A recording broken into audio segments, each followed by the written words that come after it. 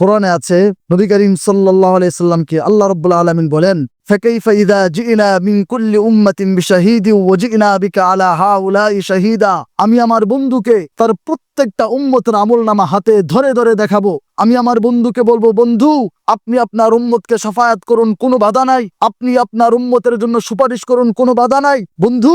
তবে সুপারিশ করার আগে আপনার উম্মতের আমলনামাগুলো একটু দেখে আসুন। নবী সাল্লাল্লাহু আলাইহি ওয়াসাল্লাম আমাদের আমলনামাগুলো দেখবে।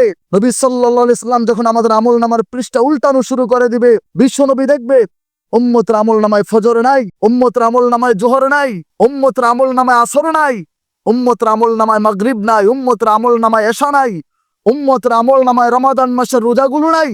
উম্মতের আমলনামায় আছে জেনা, ব্যভিচার, অন্যায়, জুলুম, অত্যাচার, রাহাজানি, ফাসাদ, হিংসা, বিদ্বেষ ভরা। বিশ্বনবীর সেদিন যদি আমাদেরকে বলে, উম্মত এগুলো তুমি কি নিয়ে আসলে? উম্মত দীর্ঘ 23 বছর চোখের পানি তোমাদের কি মনে নাই?